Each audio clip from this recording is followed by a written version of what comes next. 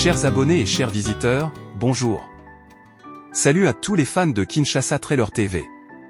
Saviez-vous que 85% d'entre vous regardent nos vidéos sans s'abonner? Si vous aimez nos contenus, un simple clic sur le bouton s'abonner aidera notre chaîne à se développer et ainsi nous pourrons vous fournir des trailers et contenus de qualité plus lucratifs.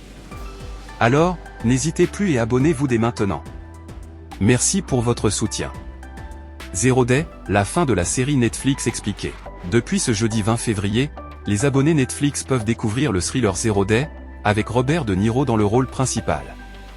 Après de nombreux rebondissements dans les ultimes épisodes, on vous explique la fin de l'histoire. Sommaire. Comment se termine Zero Day? Qui sont les coupables à l'origine de la cyberattaque terroriste et derrière la menace? Zero Day, pourquoi y a-t-il un deuxième blackout? Zero Day, qu'est-ce que Proteux? Zero Day, George Mullen, Robert De Niro, a-t-il été victime de Proteux? Zero Day, pourquoi George dit-il toute la vérité au Congrès? Zero Day, qui a tué Roger? Qui a tué Monica Kidder? Zero Day, à quoi ou qui fait référence Bambi que George note partout? Netflix n'a pas fini de nous surprendre avec des thrillers aiguisés en ce début d'année 2025. Après le retour en force d'Harlan Coben avec sa nouvelle série Tu me manques, ce sont le polar Meurtre et la série dystopique Cassandra qui ont offert aux abonnés une bonne dose de suspense et de plot twist. Moins aiguisé et plutôt émoussé, le thriller Zero Day, premier rôle majeur de Robert De Niro dans une série, est venu s'ajouter à la liste de ses sorties depuis le 20 février dernier. Et si la fiction politique ne nous a pas convaincus, elle n'en est pas moins pleine de rebondissements. On fait le point sur toutes les explications nécessaires. Comment se termine Zero Day? Qui sont les coupables à l'origine de la cyberattaque terroriste et derrière la menace? Après avoir fait enfermer plusieurs suspects, l'enquête de George révèle finalement que ce sont des membres du Congrès américain eux-mêmes qui sont derrière le Zero Day, une cyberattaque dévastatrice sur l'ensemble des États-Unis. Une ampleur du complot insoupçonnée. Ce groupe mené par Richard Dreyer, l'ennemi de George, et dont Alex Mullen, Lizzie Kaplan, faisait également partie, s'est associé à des lobbyistes riches, comme Lyndon ou Monica, qui avaient les moyens financiers et techniques de mettre en place une telle attaque. Monica s'est servie de son entreprise de tech et de ses applications présentes quasiment sur tous les téléphones américains pour mettre le virus en place.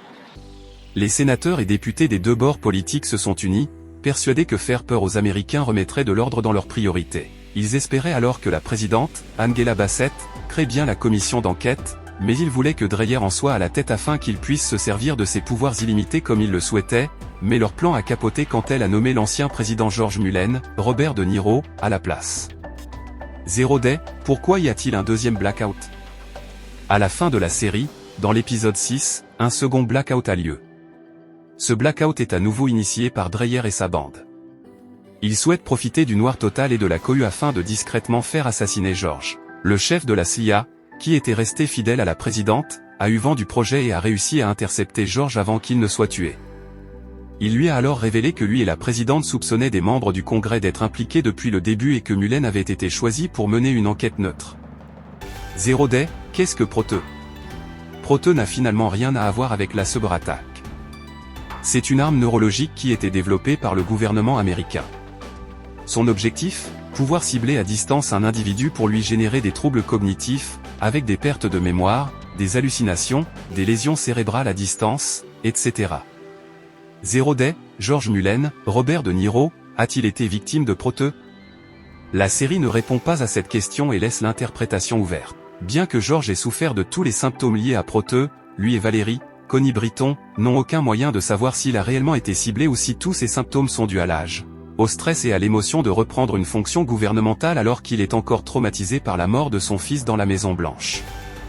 Zero Day, pourquoi George dit-il toute la vérité au Congrès? À la fin du dernier épisode, George a un choix, il peut soit dire la vérité au pays entier sur l'identité des coupables, quitte à envoyer sa propre fille en prison et à contourner la demande de la présidente qui ne veut pas que ça se sache pour être réélue, soit garder tout ça pour lui et faire porter le chapeau à Monica toute seule, pour épargner sa fille et assurer une stabilité.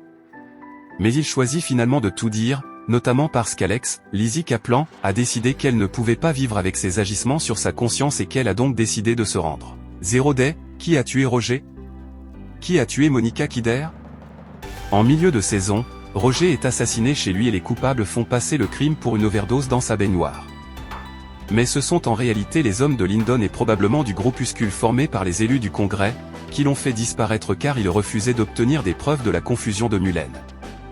Même sort pour Monica Kider, la géante de la tech, retrouvée pendue dans sa cellule, le groupuscule Zero Day l'a fait assassiner avant qu'elle ne puisse les dénoncer. Zero Day, à quoi ou qui fait référence Bambi que George note partout? Tout au long de la série, Mulen fait référence à un certain Bambi. Notamment, dans son carnet, on constate que la phrase « Qui a tué Bambi ?» a été écrite à de nombreuses reprises.